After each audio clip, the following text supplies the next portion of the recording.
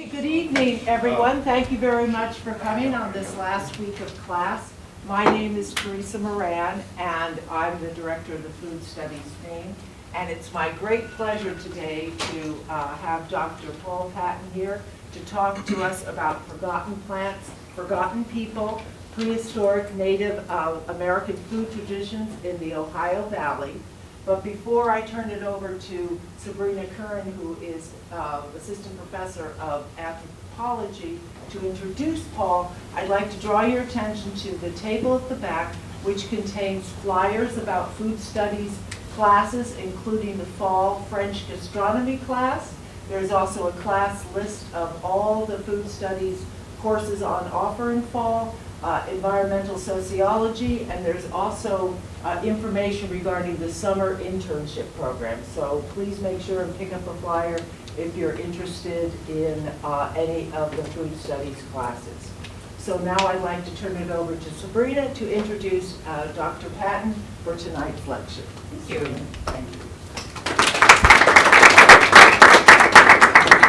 Well, I know Dr. Patton well enough that I probably don't need this, but he does have various degrees from various places, but he is one of ours. So I have to have it for the dates of those. So he actually received 2 BAs here from Ohio University in 2004. Yes, it is right. Okay.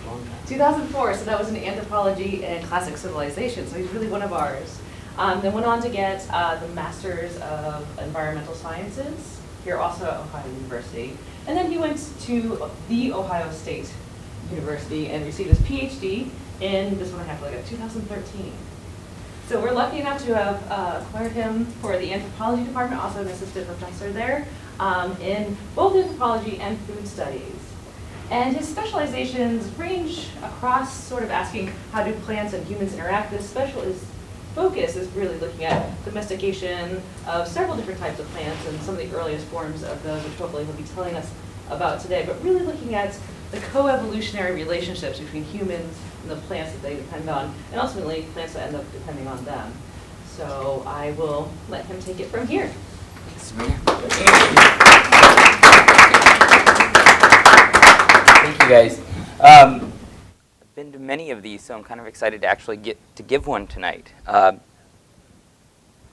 As Sabrina was saying, my research really focuses on the domestication of plant species, and particularly Native Americans and their manipulation of the environment before contact, long before contact, actually. We're going to go back thousands of years, so bear with me. But before I get there, the place I always like to start is with Ash Cave. How many people have been to Ash Cave just up in Hocking Hills, hiked through that? If you haven't been there, make time to do it. It's a pretty remarkable place to go. You get the really beautiful waterfall, and the picture is kind of deceiving. That's, those of you that have been there, that's a really high cliff. Don't walk near the edge, it's very slippery. I think we lose like 2 or 3 people a year that decide to cross the wire and think they can get a good picture from above the waterfall.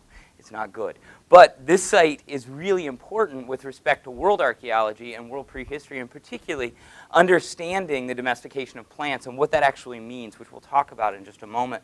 Because back in the centennial celebration of the United States, there was a bunch of money that was dumped into basically exploring the continental United States, different areas of recreation, but particularly different geological formations. And this fellow over here, E.B. Andrews, Ebenezer Baldwin Andrews was his name, set out with some cash and went to Ash Cave and actually excavated it, dug a trench back to the back wall of this large rock shelter. And what he found there was over 9 million seeds in a bag, a couple burials of Native Americans, but really those were important as well, but the storage of these seeds proved to be probably the most significant find at this site, and it remains one of the most significant sites with respect to our understanding of our prehistoric origins of food production throughout the world. But because those seeds, he sent them on to the Peabody Museum, and a fellow there, a botanist, Asa Gray, took a look at them, and he says, oh, well, these are a species known as Chenopodium album. And that was that, and they sat on a shelf in a jar for quite some time, over 100 years, essentially. And it wasn't until the early 1980s that an archaeobotanist named Bruce Smith, who was wandering through the collection, saw these jars full of seeds, and he pulled them off the shelf and he started looking at them. And what he realized upon looking at them is that they weren't Chenopodium album as they had been identified. They were actually a slightly different species, and that we know today as Chenopodium berlandieri. This is the plant. Most of you have probably seen it if any of you spend any time out at the OU gardens. Dr. Tracy and I conflict over protecting those plants as he tries to yank them up, right? But every year these guys pop up in just about any disturbed soil here in southeastern Ohio. It's almost impossible to get rid of them. In fact, there's a whole lot of money that's put into agricultural fields to kill these plants off because they're considered to be noxious weeds. These are the seeds, images of the seeds from 1985 under a scanning electron microscope of these Chenopodium berlandieri seeds. We shorten it, we call them chenopods. The plant is also referred to as goosefoot, pit seed goosefoot. It's very closely related to spinach, tastes a little bit like spinach. You can saute it in butter. It's an amazing, got an amazing flavor. You probably also know, are more familiar with its really close relative, which is Chenopodium quinoa, otherwise known as quinoa, the food that is referred to as the ancient grain or the Andean superfood, all these different names that's given to this plant. But what was really interesting about the seeds that Smith looked at and that Andrews had found up in Ash Cave is that when they started actually looking at them under the scanning electron microscope, they noticed there were some characteristics that were unlike other examples of chenopods that have been recovered in other areas of the world, and certainly unlike the wild ones that grow throughout southeastern Ohio today. Some of the characteristics they noted was that the shells of these, what we refer to as the testa, the seed coat, was a little smoother than what we see in wild populations today. That the shape of the seed looked almost like a little hamburger instead of kind of a little oval as we would expect of the wild seeds today. And then when these were sliced in half, they noticed the seed coat itself had thinned out. And that thin measure of the seed coat actually ended up being somewhere around less than 20 microns in most of these seeds. Microns, very, very small, right? In the wild, we never see them below 40 microns, their seed coat. And so this distinction of 40 from 20, half of it, right? It was an indicator that these had been manipulated by humans for a particular purpose. And the way this works out, how many people are familiar with Darwin's theory of natural selection? Anyone ever read On the Origin of Species? If you haven't read it, it's a wonderful read, right? Lots of fun. Darwin spends a lot of time talking about selective breeding of pigeons and selective breeding of dogs and how humans have taken the great wolf and turned it into a chihuahua, or even worse yet, into a pug. But they do this by slowly selecting for characteristics. Humans have been doing this for quite some time, thousands of years. And over time, gradually, you select for certain characteristics, and you end up with something that doesn't quite look like the thing that it is derived from, right? The pug doesn't, of course, look like anything that's ever lived on this planet. I think Men in Black, they came up with an explanation for the pug, didn't they? Yeah, it was an alien race, yeah. I think that's probably closer to the truth. But regardless, getting back on topic, so the concept here is that slowly you have the accumulation of characteristics through selective breeding. And Darwin uses this, he refers to this as artificial selection, right, in On the Origins of Species. And he says nature does the same thing. It sets up certain environmental, there's certain environmental parameters, there's environmental constraints, things change over time, and species are forced to adapt to those changes, slow, gradual change. In the case of domestication, what we regard as domesticated plants or domesticated animals is the point where the plants or animal has been altered so much that it can no longer live on its own, that it requires humans to survive. In the case of these chenopods, we regard them having a testa or a seed coat of less than 20 microns as being the point of domestication. That is to say that their seed coats are so thin that if they're left out in the winter or the fall rains, they'll begin to germinate immediately. And so they'll begin germination, the freeze will come and kill the plant. It can't live on its own. It needs humans to gather some of that seed, store it inside, away from the freeze, away from moisture, and then when spring comes, take it out and throw it into prepared fields so that it can grow. And so that's what's really cool about these plants from Ash Cave. These seeds indicate to us that Native Americans were growing these things to the point where they had altered it that it could no longer live on its own without human care. So someone loved these things, right? In terms of the taste of them, they taste pretty comparable to quinoa. In terms of the nutrition from these, we'll talk about in a little more detail, but you'll see there's a little bit more protein in them than you get out of quinoa. It's actually a little bit healthier for you than quinoa is. And this is the native variety that was growing here in southeastern Ohio, domesticated by Native Americans. And really my research that I'm going to talk about here is kind of the story of the domestication of this and some other plants, and how these plants altogether, what we regard of as native plants, really were a food tradition that existed here in the New World that we largely forgot about.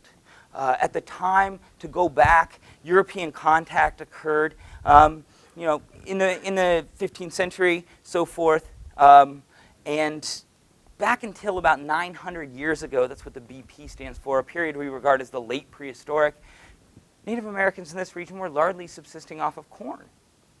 And so when Europeans came to America and meet these people who are living on the land, they assume that they've subsisted off of corn for thousands of years. And that wasn't quite the case. We see corn emerging here in the Ohio Valley region sometime during what we refer to as the late Woodland period. It probably came into this area around 1,000, maybe 1,200 years ago. Perhaps a little earlier. We have real clear evidence of it in pollen spores from up near Nelsonville, I want to say at 1,100 years ago. Real clear evidence that corn is being grown in agricultural fields. Before that, the period that probably most of you are familiar with, if you're familiar with the Ohio Valley area, the Middle Woodland period, we regard this as the period of the Hopewell, the large mound centers like at Newark and Chillicothe, Hopewell Cultural Center over in Chillicothe on the Scioto River, and even here in the plains we had one of these mound centers. It had about 33 different conical mounds and earthworks in it. It's largely been replaced by a trailer park, and who says that progress is being made, right? But nonetheless, so that Middle Woodland period. But before that, the first, what we see as the first emergence of mound building in the early woodland, going back about 3,000 years ago.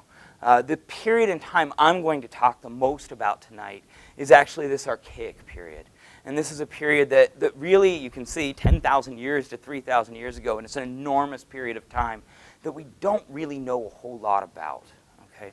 And it seems to be, from the data I've collected, as well as some other folks that I work pretty closely with, it's this archaic period where humans are really beginning to experiment with the domestication of plants here in eastern North America. Before that, the Paleo-Indians, and we're not really sure when they got here. If you want to start a fight amongst anthropologists, just ask them when the peopling of North America occurred and watch everyone pull out knives really quickly. It's an interesting question that unfortunately we don't have the answer to.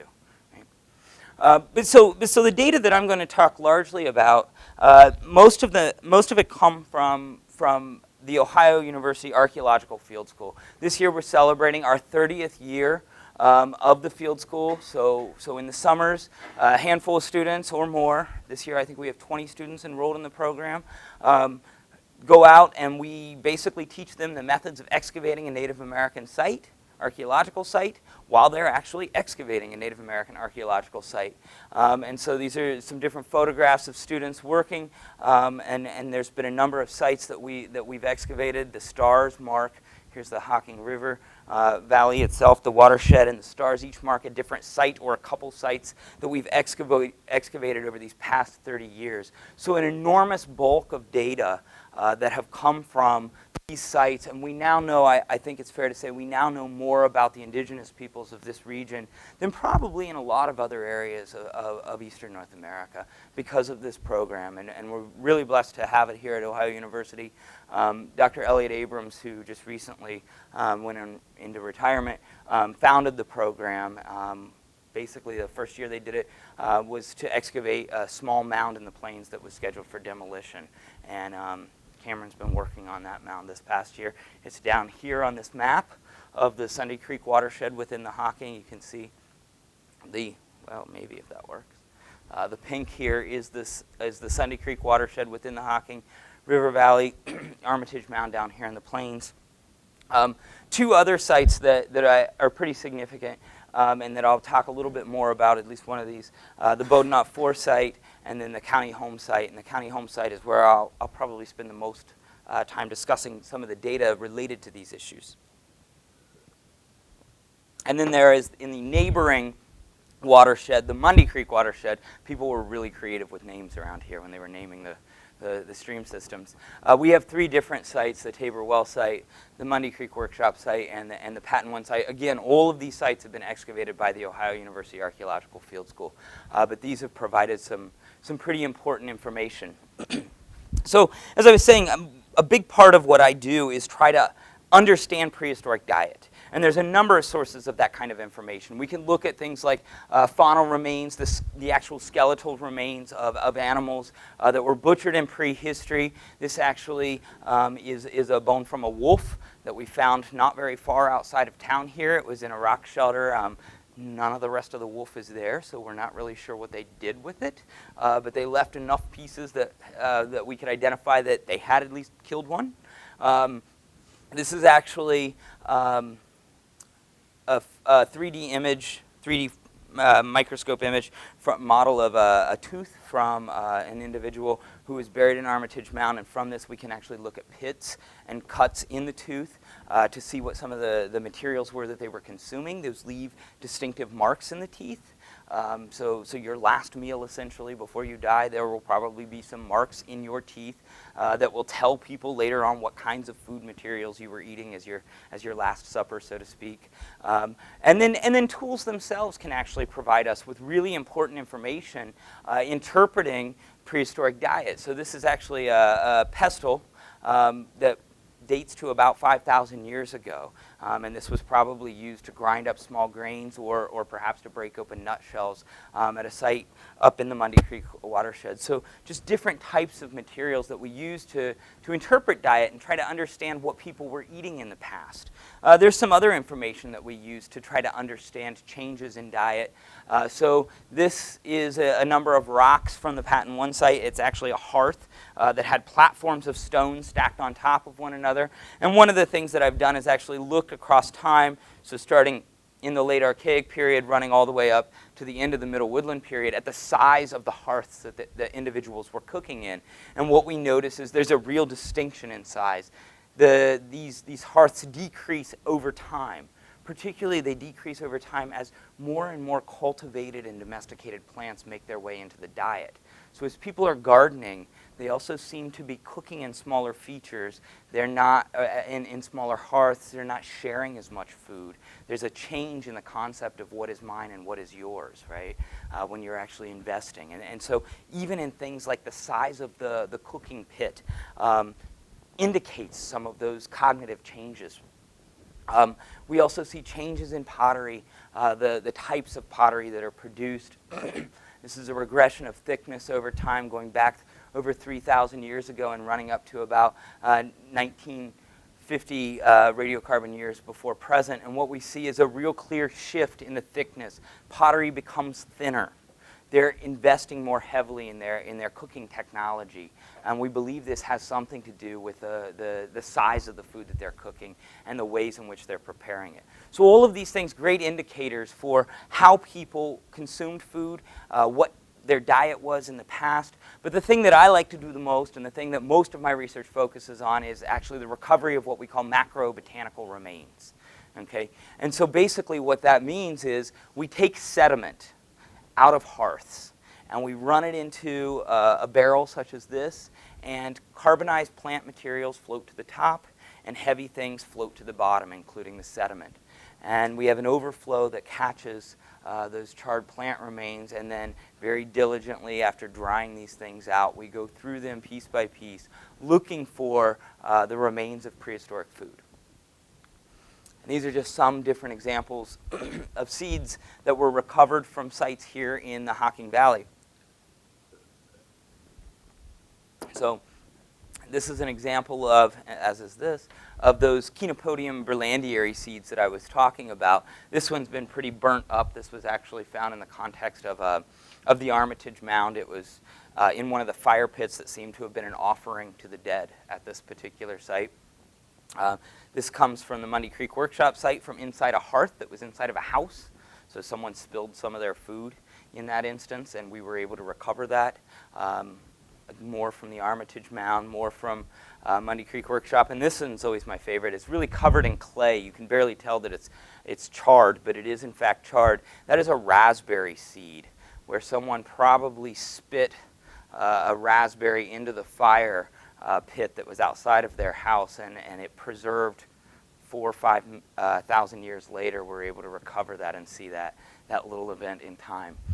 But so these materials really help us to understand what people were eating, but they don't necessarily tell us whether something's domesticated or not unless we take some kind of measurements on these. We have to dig a little bit deeper. Before I jump there, I want to kind of go to that Middle Woodland period, more recent in time. This site was about 13. This site is about 1,800 years old.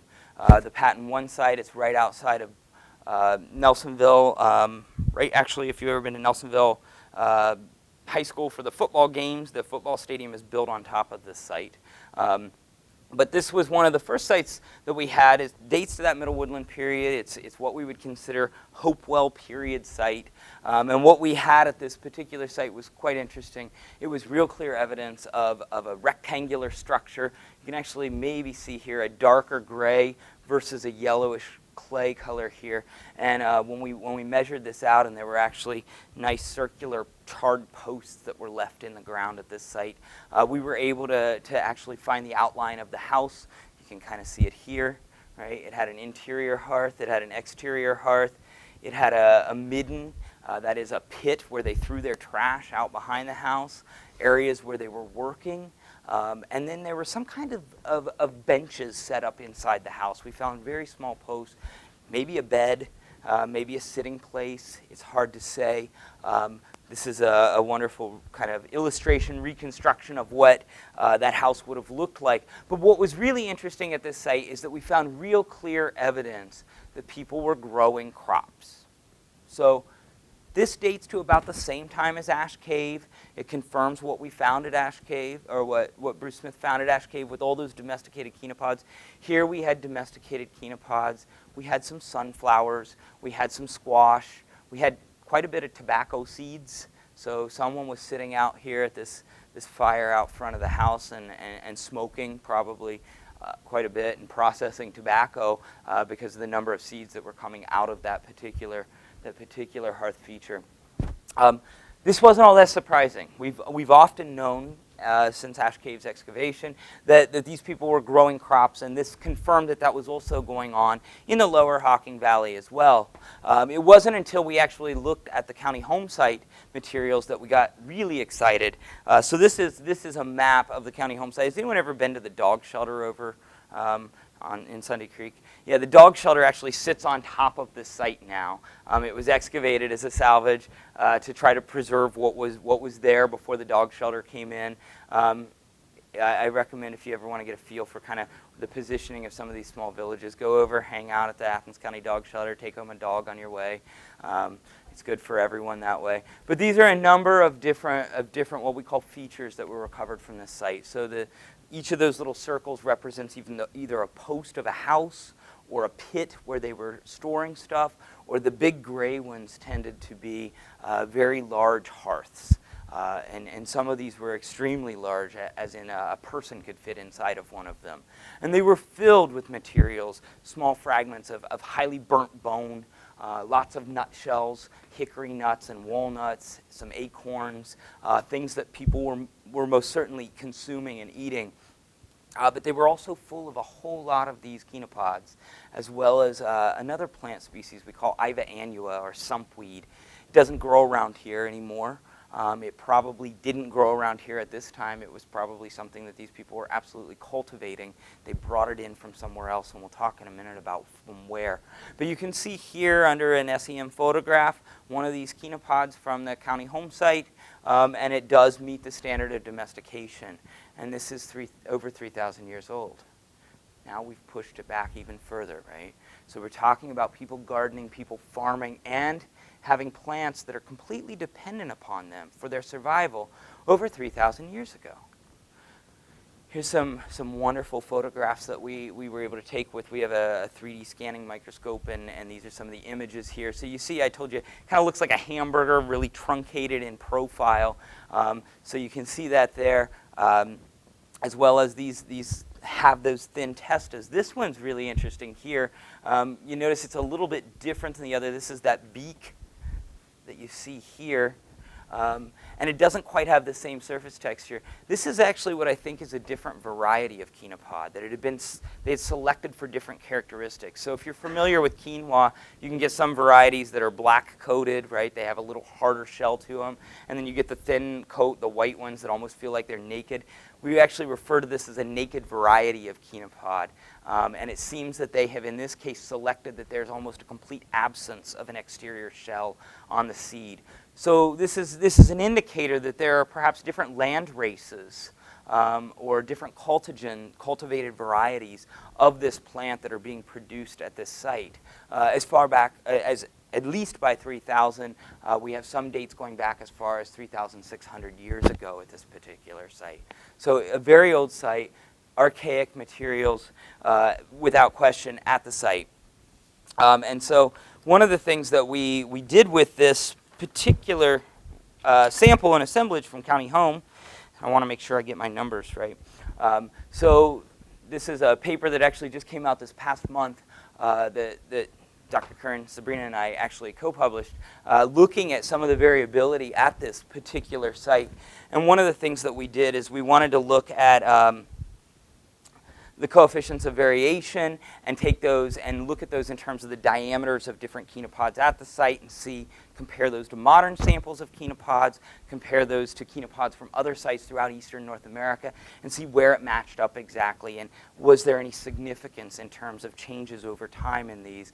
We also did it with measures of testa thicknesses, and these are in radiocarbon years before present. Is there variation in terms of the coefficient of variation across time? And what we certainly see is that diameters in modern populations, you can see them all line up here, right, are very clean cut. There's not a lot of variation in those populations. There's high variation in these early archaic archaeological specimens, indicating that people are selecting for different things, they're tinkering with them, and you're seeing a whole lot of variation in the ways that they do that. Same thing in terms of testes. Real clear line here for modern populations. Much more variability when we look at the archaeological populations. When we start comparing archaeological sites and the similarities with respect to the distances between these coefficients of variation, what we see is that the county home site really lines up pretty closely with a number of rock shelters in the Ohio and Kentucky area. The one outlier where we have domesticated chenopods in the eastern United States is down in Alabama, right? It doesn't quite cluster with the rest of these that are all from this area of the Appalachians. And the same thing here. We see a lot of clustering around Kentucky and so forth. And what I think we're seeing here, what's really going on, is that these domesticated varieties of chenopods are all coming into this area from a similar location. And we certainly have evidence of that, and I'm gonna come back to that in just a moment. One of the other things that we've started exploring, amongst the characteristics that I mentioned, the thinner seed coat, there's also the smoothing out of the surface of these seeds, as well as that change in the shape and the morphology. What we've been able to do with the microscope that we have now is actually take photographs at about a half a micron of the surface of these seeds, and then reconstruct a model, as you can see here, and we can measure roughness of the texture doing that. And one of the arguments that has often been made is you can't go off of the smoothness or the roughness of the shell of these seeds to determine whether it's domesticated or not. You've got to cut it in half and take a measurement on that seed coat. But actually, and it's a very small sample that we've been looking at so far, but we're starting to generate this data. You can see here the green dots are those that would be wild. The blue dots by testa thickness meet the measurement of domestication, and this is all in terms of their roughness. So there is a real clear distinction. This guy actually here sits in the in-between. Wild ones are usually greater than 40 microns. Domesticated ones are usually less than 20 microns. This one comes in at around 32 microns. And sure enough, it's leaning more towards, in terms of its roughness, closer to the domesticated ones than it is to the wild ones. So it seems that these changes are a suite of changes. It's a suite of things that humans are selecting for with respect to these plants.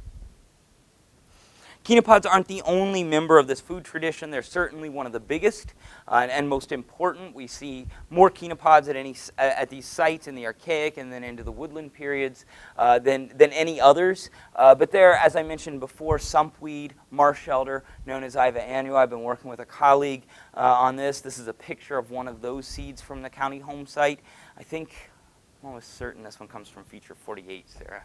Yeah, but you can see here county home, and what we've been doing here is kind of measuring again some of the relative frequencies with respect to this and what we see in terms of the length. So this is a seed that they started selecting for bigger and bigger seeds with versus a thinner seed coat. They taste a lot like sunflowers. They actually kind of look like little sunflowers, the seeds do, but they're very different in the way that they grow on the plant itself. Another one that largely went extinct. They stopped using it and started. It's a very oily seed. It's got a similar nutritional composition to sunflower, and sunflower really does seem to outcompete it in a lot of ways later in prehistory. But we can see here that there are clusters in terms of the length at which they grow these things.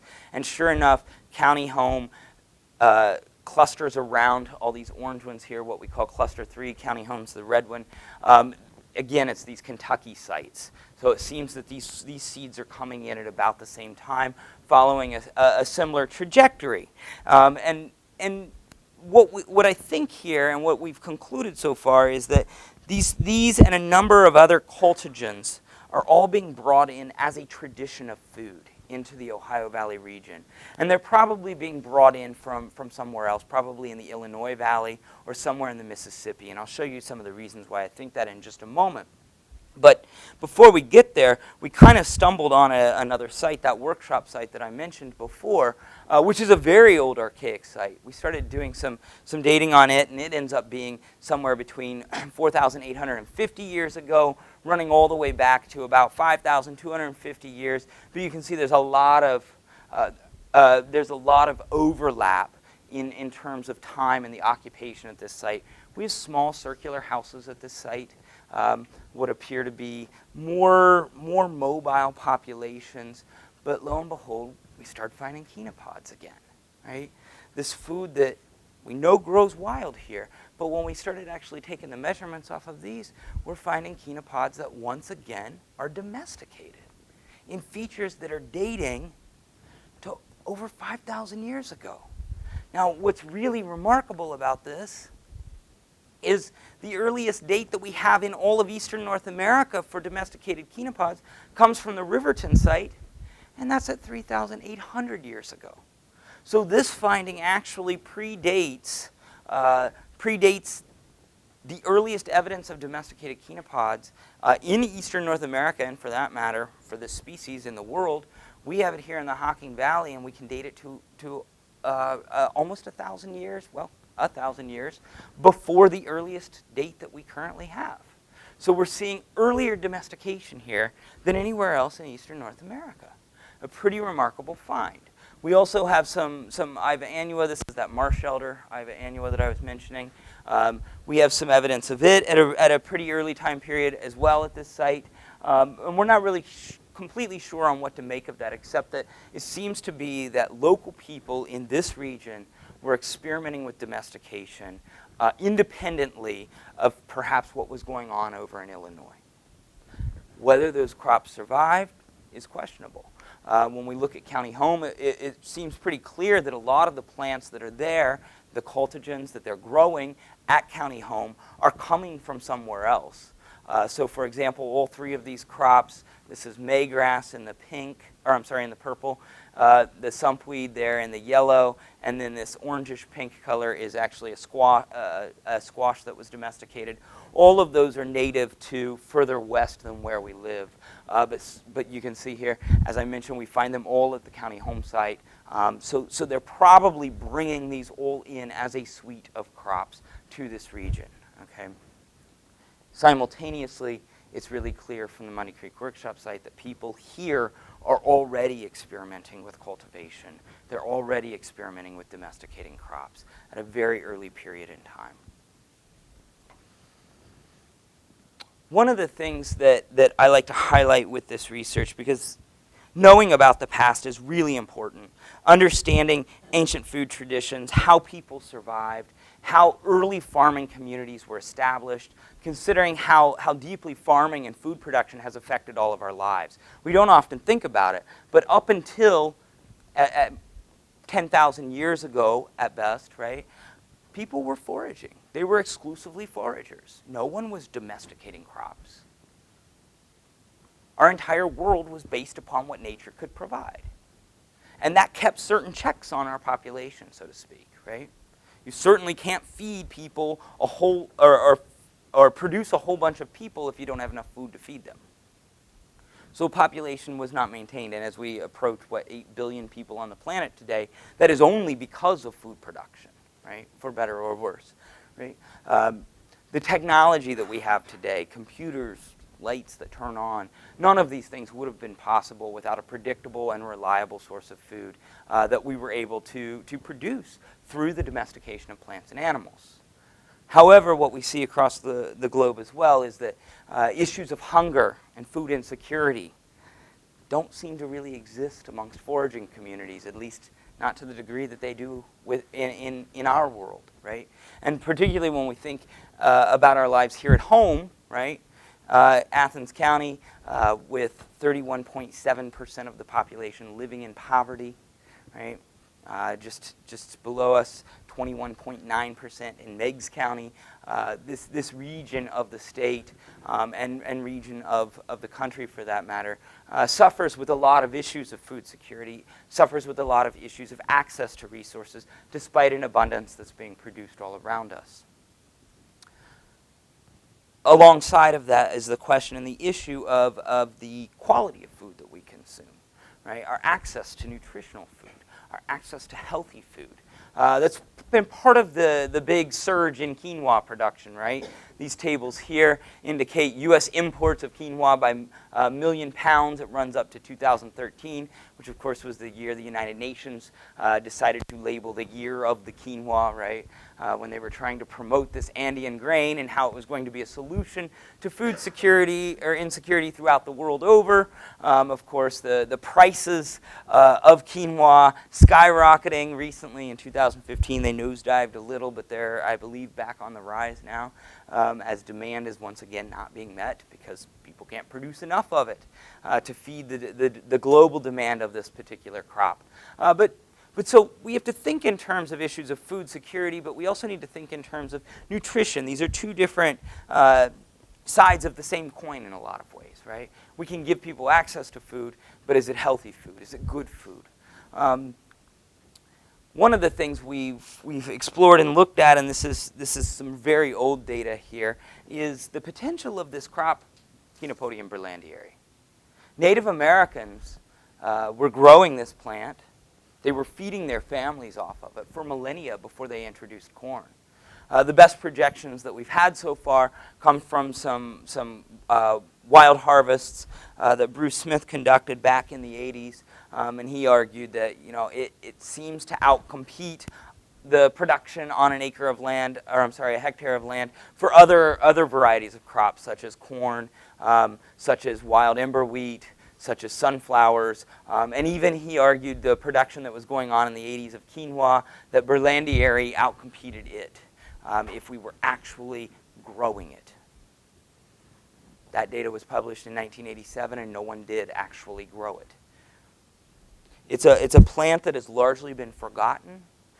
It is a plant that potentially has high yields that could feed people in a region like our own that is very sick with poverty and food insecurity.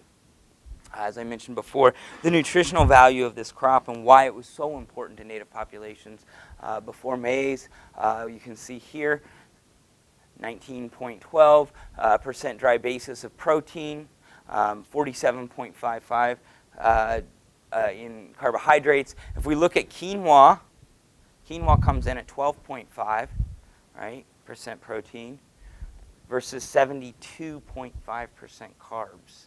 Right, those of you that are familiar with nutrition, we get plenty of these just about everywhere, right? This is the stuff we struggle to get our hands on, right? And particularly even in terms of fiber, we're seeing much higher ratios of fiber in Chenopodium berlandieri, the sister species to quinoa, and the one that's indigenous to our region here in southeastern Ohio. So we did some preliminary experimental work. Out at the OU Environmental and Plant Biology Gardens, we planted a plot that was 24 square meters. And through the diligence of some food studies students, we were able to clean some of that. And by the time we were done cleaning that, we ended up with 3.1 kilograms of cleaned quinopods that were edible and actually quite good as a flatbread. But so if we extrapolate outward from that, what we're talking about is 1,152.41 pounds per acre of this food, which blows quinoa that is not being treated with high levels of fertilizers out of the water. So the USDA 2 years ago dumped a bunch of millions of dollars into research to try to produce a U.S.-grown quinoa. And guess what happens? It hits 82 degrees Fahrenheit and the crop dies. It does not grow here. And given the issues of global warming that we're facing and climate change, I don't think we're going to have many summers that aren't going to hit 82 degrees Fahrenheit going forward, right? We're having trouble getting through a winter without hitting 82 degrees Fahrenheit anymore, it seems like. But so quinoa is probably not a reality for our region. However, what we are proposing, and of course more research must be done on this, is that a food that fed generations of people for thousands of years in this region potentially could feed generations of people again. That has the nutritional value and the ability to meet the needs of a community that lives in food insecurity while simultaneously also perhaps boosting our economy a little bit, right? And so I think this is just one step in this process. There's a lot more research to be done related to this. But ultimately, what we're talking about is not just a local food movement, but a native food movement, I think. And I think that's an important distinction. And it's one that I think that we have not only a shared region and a landscape, but also it's bringing back something that seems to have had its origins here in our region, which is a kind of a cool part of the history, I think, to share in. At this point, I guess if you guys have any questions, I'd be happy to answer them.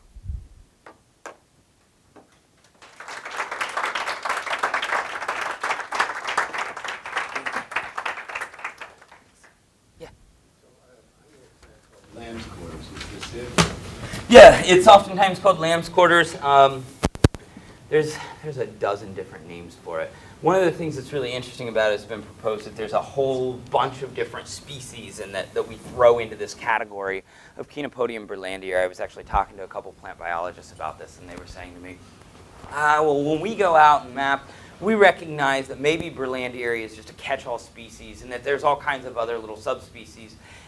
And that's a really great way to think of this from a plant biology perspective.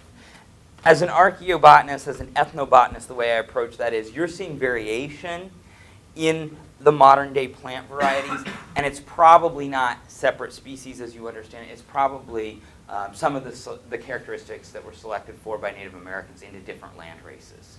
And so, yeah, lamb's quarters is kind of a catch-all term that we use to refer to Actually, pretty much anyone in this genus for the most part, yeah. But you probably have it growing in your yard like crazy, yeah. I eat it like spinach. Yeah, it's very It's tasty. better than spinach. Yeah, I But think it has high oxalic acid? it does have a high If oxalic they were acid. eating the leaves, they were probably, If they you're were- suggesting. They were most likely, and this plant. What's really interesting about it, Chenopodium berlandieri was domesticated in eastern North America. Separately, it was domesticated in Mexico, and it's in both cases it seems to be for the seeds. We do have coprolites from the early woodland period that are human coprolites that are full of seeds, and a lot of pulverized seeds as well. So they're probably making it into a flower. Well, that Yeah. was one question I had. It was kind of like further from the Chenopodium thing, but with sunflower and the other things, is there any way to determine it? I mean, were they using these for oilseed crops, or how, is there a way to? It's a challenging question, right? What we're often left with is indirect evidence. Unfortunately, some people would say fortunately, but the number of coprolites that are preserved into modern times from prehistory are very, very low in number. And I guess we should be grateful on some level for that, right? But in Kentucky there are caves where they are full of this stuff, and you do see whole kernels of sunflowers or broken down kernels. That's not to say they weren't processing for oil, but in this region, probably the oil food that they were most reliant upon was hickory. Because hickory produces a whole lot of oil, and it's easy to get the oil out, despite what they tell you when you go to Kroger to purchase it, and they're charging like $20 for a little bottle of it. Go out and collect your own hickory nuts, hit them with a rock, and throw them into a pot of boiling water, and the oils will leak out and float to the surface, and you can just skim them off. They call it hickory milk. But yeah, Sarah. So when you guys harvested this, it was dry? In most cases, yeah, actually, quite a bit of it we had cut the day before, right? Or someone, well, I think Art actually cut the day before. He was like, I'm done. And it was sitting there, and that made it really easy. Some of them were still wet, but even the wet ones weren't too hard to process. You basically go through. This is my wonderful photograph right here of me just cutting the base. You take the whole stalk off, and we were wrapping them in sheets and beating them on the ground, and all the seeds fall out. Yeah. Did you then winnow, Yeah, winnow yes. it, and then did you grind it into a flour? Yeah, I actually, this was my creative process.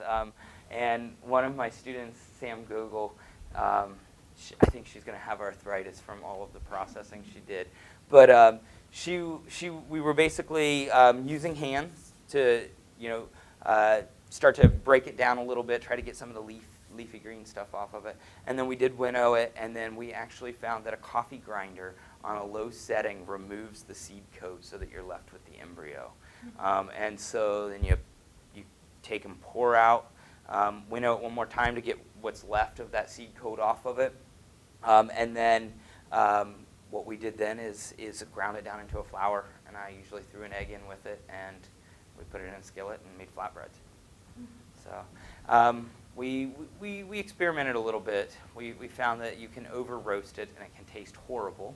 But I think this is the point where I need to get someone in who's culinarily capable, or folks that have worked with raw quinoa, because of course the quinoa we buy at the store has been processed in different ways, such as these, to enhance flavor, and I personally really liked this stuff. But yeah. Can I get some seeds? Yeah. Oh, I've got I so know many I can seeds. get, I've got so many seeds of seeds. lamb's quarter or wherever I Right. want, but I would be curious about getting some of your seeds. Yeah, and I also have a friend who, colleague, we ran into each other at a meeting and didn't realize that we were both working on similar stuff. She's doing very similar stuff that I'm doing with chenopod's with Polygonum erectum, which was another Native American plant that they were cultivating. She's actually got evidence that it was domesticated. But so she's been growing it to try to bring back those domesticated varieties. My long-term hope is that we start to see the changes in the chenopod's that we would expect of a domesticated variety. Yeah. So does the evidence that you find support that they were doing monocrops, or did they have mixed gardens? That's a good question. They most certainly had mixed gardens. So one of the things that we see is their diet. I'm going the wrong way here. Their diet probably, although it was a horticultural, cultivation-based, food-producing is probably the best word, economy. They were changing their diet. There were definitely seasonal aspects to their diet. So this Phalaris caroliniana maygrass is so called because it fruits in May. It fruits in the spring, right? And so we find these seeds at our site. They're not native to this region, right? So they've been brought up here into Ohio, and they're being grown probably in these small agricultural plots or horticultural plots. And so this is a food source that then is available in the springtime. In the autumn, quinopods are harvested. Iva annua is harvested, and these things are probably being processed over the course of the winter. And probably the foods, of course, in the fall, these people didn't abandon foraging altogether. They were food producing, but they still were relying very heavily off of native fruits like the pawpaw, raspberries, strawberries, hawthorns. There's all sorts of things that they were consuming, as well as nuts. Arboreal nuts were always a staple for these people. Hickory nuts, walnuts. We do see quite a bit during the Middle Woodland period. We see a number of hazelnuts starting to pop up. Hazelnuts being really small shrubs that like to live along the edges of forests, which indicates they've cleared out quite a bit of space. And the pollen record that we see indicates that there is regular burning of the landscape that's going on around their sites. So they're burning things out, encouraging different plant varieties. This definitely would have been more of a polyculture type of, or polycropping type of system. Actually, when I talk to a lot of modern farmers that are interested in permaculture and they start describing to me what permaculture is and their ideas of it, it's not all that different than the systems that these people were maintaining. Mixed mosaic types of systems using multiple different crops, even wild plants. And certainly their main meat source would have been white-tailed deer, right? There was never an animal that was domesticated in eastern North America, other than the dog, that would have provided a stable protein or meat source, at least animal protein source. And so they still maintained a very strong hunting culture. White-tailed deer, we see evidence of squirrel, rabbit, raccoons, and a lot of turtles. And certainly probably fish and shellfish were important components of the diet, but the small bones of fish don't preserve quite as well. So very mixed, very diverse, nutrient-rich diet, but quinopods without question were a very large component of that. And if you think about it, all of the nut species that I mentioned outside of hazelnut are what we call masting species. That is to say that they produce, some years they produce massive amounts of nuts to the point where you walk through the forest and you can barely prevent yourself from stepping on a hickory nut, right? Other years they produce next to nothing. And so they're very unpredictable. And actually we see this with black bear populations, that they move around the landscape based upon these masts, and a lot of their territorial movement in black bear has been correlated with locations of masting trees throughout the landscape. Humans probably were doing a lot of that as well, until they start growing these little gardens where food exists that they're growing, they're domesticating. That takes them probably protecting that food source so that someone else doesn't come in and steal it, right? And so there is a shift that certainly occurs with respect to their culture. Certainly at the time we see some of this early domestication of plants is the same time we see them building mounds on top of the ridges, probably marking their territory with a mound. There's no better way to say this property belongs to me than to bury Grandpa up on the hill and say, look, my ancestors are from here, right?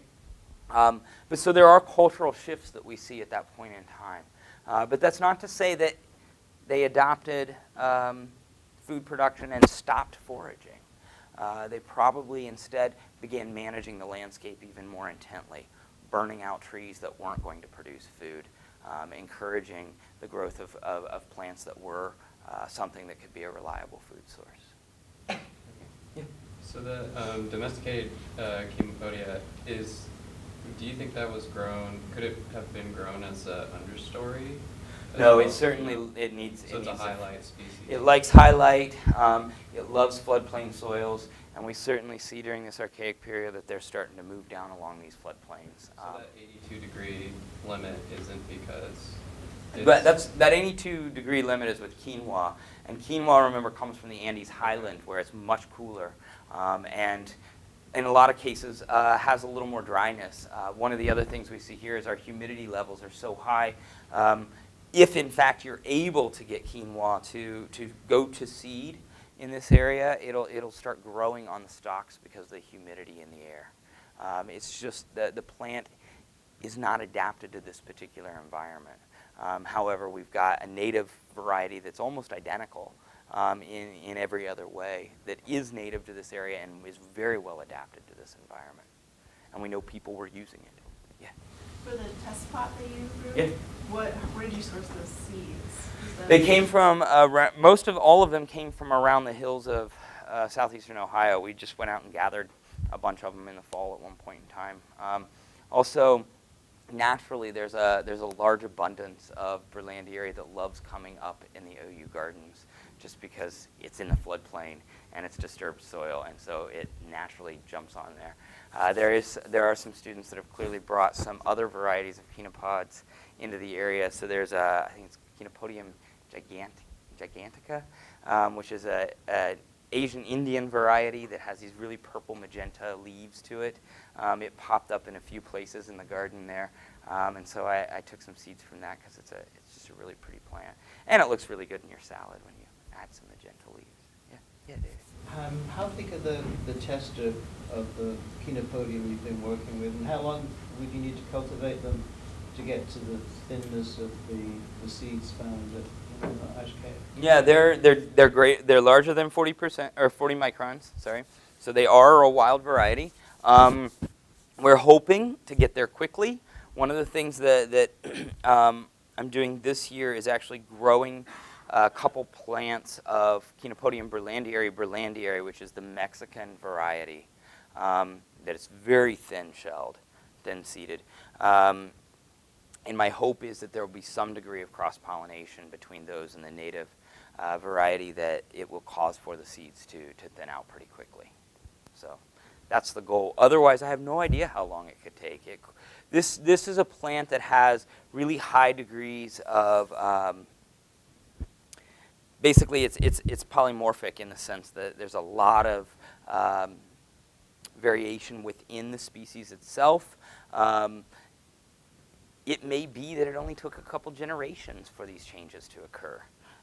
It may be that it took hundreds of years. We do see the first probable harvesting of quinopods from wild stock occurring as early as 8,000 years ago over in the Illinois Valley. Domestication, thousands of years later. Doesn't mean they were constantly selecting for or bringing that food into their areas. So it may be that in intensive planting, it only takes a couple generations. I'm excited to kind of see, and one of the things I've been trying to do is make sure that each year we take a small sample of the seeds so that we can do test and measurements on those and see if we're getting closer to a thinner shelled native quinopod. Yeah, I can see why you want a thinner shell, but why would you want less roughness? Is it just aesthetic?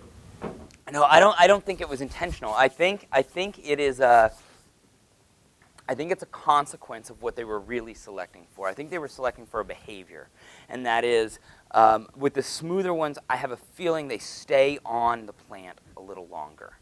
And so it makes it easier to harvest, right? Whereas the rough ones tend to, one of the arguments is that those textures allow them to fall out quick and get to the soil and bury themselves down into the soil. And so the smooth ones probably, as you're selecting for a plant that's more dependent, you're going to want to select for seeds that are actually staying on the plant longer. And that's a real easy kind of characteristic that may not even be conscious, right? You go out to harvest seeds for next year's planting, the seeds that are still on the plants are the ones that you're going to end up with. And so it may be that over time the plant, in a sense, is selecting itself towards domestication. One of the things I've noticed in, so this will be, I had some plants that we grew for 2 or 3 years, and they seem to get a little redder every year in terms of their color of the stems. And if you're familiar with quinoa, quinoa tends to be a very deep red color. And I am also wondering to what degree that the genes that affect the thinness of the seed coat is also related to the color of the plant, which would have made selection of thin-coated quinopods really easy if the plant is turning more and more red over time. Well, thank you, Paul, very much for this fascinating look at prehistoric foods. I'd like to invite everybody to continue the conversation with Dr. Patton in the faculty lounge, where we have the faculty commons room, where we have some refreshments for everyone to enjoy and to continue the conversation. Thank you.